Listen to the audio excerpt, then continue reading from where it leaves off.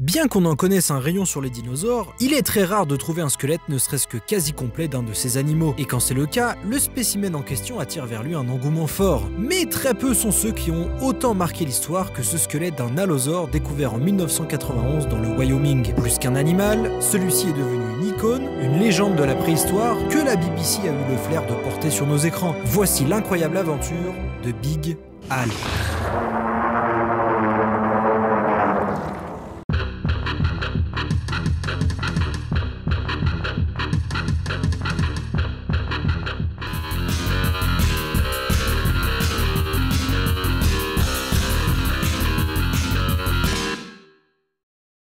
Bonjour tout le monde et bienvenue dans cette seconde review de la série Walking With, ou Sur la Terre des en français. Si vous avez suivi l'actualité dernièrement, vous savez peut-être qu'il y a la première bande-annonce du dernier film Jurassic World qui vient de sortir. Et j'avoue, j'ai hésité à en parler pour cette vidéo. Mais honnêtement, moi les films Jurassic World, franchement j'en peux plus. Donc choisir entre ça et la review que j'avais prévu de faire, mon cœur il a très vite choisi. Donc trêve de bavardage et aujourd'hui nous allons parler de l'incroyable aventure de Big Al. Au début de l'année 2000, la première diffusion de Sur la Terre des dinosaures vient de s'achever, dans au moins une vingtaine de pays différents, et le documentaire est un carton. Très vite, les créateurs de la série planchent sur une suite, mais décident avant cela de produire un épisode spécialement dédié à l'une des stars de ce premier documentaire, l'allosaure. En fait, les équipes de la BBC se sont tout particulièrement penchées sur le cas du spécimen le plus complet jamais retrouvé. Celui-ci, nommé Big Al, a livré de précieuses informations sur l'espèce, mais surtout sur sa propre vie. Son squelette est si complet qu'il a conservé toutes les blessures obtenues durant la vie du dinosaure, et les scientifiques ont même pu établir les causes de sa mort. Avec toutes ces informations, Tim Hines est de nouveau nommé réalisateur de ce nouvel épisode de 30 minutes, toujours accompagné de la boîte Framestore pour les images de synthèse. Ah, sacré Mike, cette fois t'as pas hésité à te lancer depuis que t'as vu que la thune t'est tombée dessus, hein? Non, je rigole, désolé pour ce manque de respect, grand maître, repose en paix. Et chose que j'ai oublié de préciser dans la review de Sur la Terre des dinosaures, bien que les animaux en CGI soient tous issus de chez Framestore, les animatronics sont à mettre au crédit d'une autre entreprise, Crowled Creatures, qui a un logo particulièrement sympa. Non mais sérieux, ils auraient pu trouver un peu plus joyeux, non? Bref, eux aussi rempilent de nouveau, tout est prêt pour le projet et que l'action commence.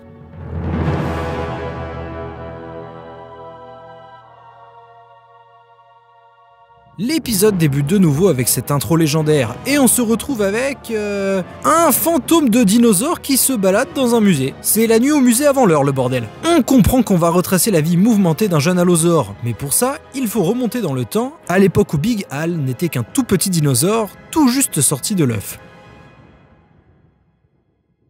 Celui-ci a beau être un futur grand carnivore, il vient de débarquer dans un monde rempli de géants. Al vit en effet en Amérique du Nord, il y a 145 millions d'années, et à cette époque, toutes les proies semblent potentiellement inaccessibles. Et rien que le premier jour de vie de notre reptile est très mouvementé. Il se fait d'abord espionner salement par les racailles du quartier, avant de se faire humilier par une libellule. Enfin, à ce moment-là, tous ses frères et sœurs foutent le bordel un peu partout, donc je suppose que c'est lui là. Mais même au coucher du soleil, le danger est partout, et Al comprend vite que sa vie ne sera pas de tout repos. Si seulement il savait! Pourtant, notre allosaure grandit, et un an plus tard, celui-ci est déjà aussi gros que le malade mental qui a dézingué un de ses frangins dès sa plus tendre enfance. Mais Al a beau déjà faire 3 mètres, il est encore trop petit pour s'attaquer aux titans qu'il côtoie, et même les petites créatures se jouent de lui, à part ce fils de reptile. Cependant, Al continue d'apprendre sans cesse, et au fil des ans, il devient un grand prédateur.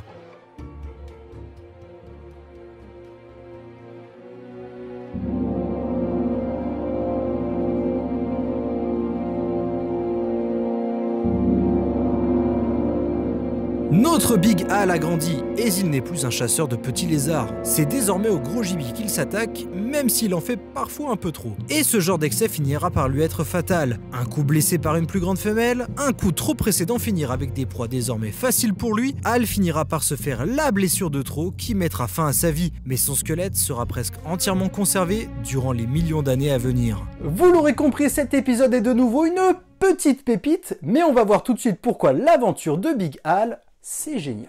Pour commencer, les images de synthèse sont toujours au top. On aurait pu penser que le budget serait revu à la baisse par rapport aux 6 épisodes originaux, et bah pas du tout. La qualité est la même, et si ce n'est un poil meilleur, et le modèle de l'Allosaur a même été corrigé, surtout au niveau de la tête, pour qu'il soit scientifiquement plus correct. Franchement, chapeau. En parlant des animaux, le roadster de créature est une nouvelle fois génial. Comme on est pratiquement au même endroit que dans l'épisode 2 de Sur la Terre des dinosaures, juste à quelques millions d'années d'intervalle, on retrouve beaucoup d'animaux semblables. L'Allosaure forcément, mais aussi le Diplodocus, le Brachiosaure, l'Ornitholestes et le Stégosaure. Mais on retrouve aussi de nouveaux venus, comme le Dryosaure et l'Otnolia. Alors, il y avait déjà des dinosaures de ce genre dans l'ère des géants, mais on savait pas trop de quelle espèce il s'agissait. Cette fois, c'est fait. Mais surtout, on a le droit à l'arrivée de l'Apatosaure sur quelques plans, et ça, c'est vraiment cool. Bon, sinon, dans les points forts, on a les animatroniques qui ont l'air un poil meilleurs et plus vivants. Enfin, vivants, c'est vite dit, puisque la plupart d'entre eux représentent des animaux morts. Je vous le dis, elle est bizarre cette boîte. En tout cas, pour ce qui est de l'épisode en lui-même, c'est vraiment du très lourd. L'histoire est vraiment simple, on suit tout simplement l'histoire d'un dinosaure en particulier et tous les faits importants qui lui sont arrivés, de sa naissance à sa mort.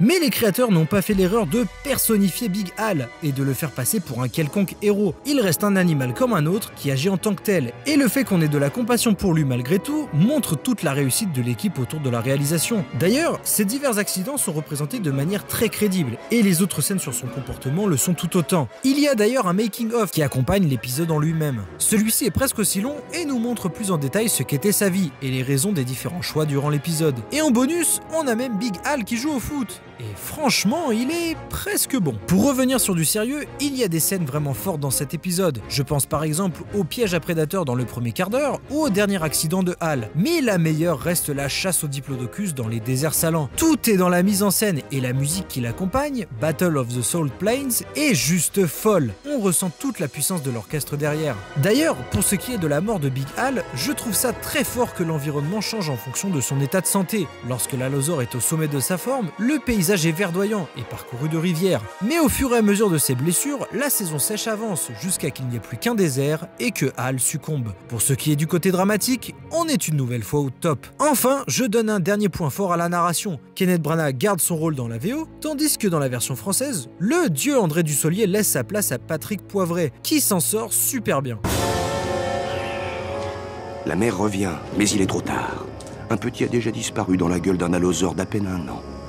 Il arrive à la fois à avoir un côté cool, voire drôle à certains moments, mais aussi plus calme et attristé lorsque Big Al finit par perdre son combat contre la vie. Franchement, il n'y a rien à redire. Vous l'aurez compris, il n'y a rien de fondamentalement mauvais dans cet épisode, mais il est sorti en 2000, donc il y a forcément des petites erreurs, même si c'est mineur. On retrouve donc toujours des petites crêtes sur le nez des Ornitholestes, alors qu'on sait aujourd'hui que c'était une erreur. Les stégosaures sont un peu trop balèzes, et le petit ptérosaure Anurognathus, qui apparaissait déjà dans Sur la Terre des dinosaures, est toujours représenté en Amérique du Nord, alors qu'il a été découvert en Allemagne. Mais l'époque reste bonne. Quant aux Dryosaures et Otnolia, ils étaient peut-être recouverts d'un petit duvet de plumes. Enfin, ce qui m'a personnellement un tout petit peu déçu, c'est l'absence du Ceratosaure dans cet épisode. C'est vraiment super d'avoir ajouté quelques espèces à la faune déjà présente dans Sur la Terre des dinosaures, mais je trouve que ce fils de cornu aurait eu sa place aussi. Pour moi, on aurait facilement pu le mettre à la place de l'Allosaure adolescent qui chasse la famille de Hal. Il fait à peu près le même gabarit que lui, et ça aurait fait une apparition furtive mais marquante. Mais encore une fois, c'est un ressenti vraiment personnel. Et puis bon, ça lui a peut-être évité de finir en pâté pour Allosaure, comme c'est souvent le cas. Alors qui sait, c'est peut-être pas plus mal. En conclusion, tout comme la série de 1999, l'incroyable aventure de Big Al est un classique parmi les documentaires du genre. L'histoire est très bien faite et cet épisode a fini par faire rentrer l'Allosaure au rang de légende. Ce spin-off mérite donc très largement un 9 sur 10 de ma part. Côté science, on garde plus ou moins les mêmes problèmes que dans Sur la Terre des dinosaures. Mais franchement, pour cet épisode seul, c'est pas bien méchant. C'est pourquoi j'augmente légèrement la note par rapport à la dernière fois et cela nous donne un 7,5 sur 10 pour l'incroyable aventure de Big Al. Et voilà, j'en ai fini pour cette seconde review de la série Walking With. La prochaine fois, le sujet s'éloignera un petit peu de celui des dinosaures.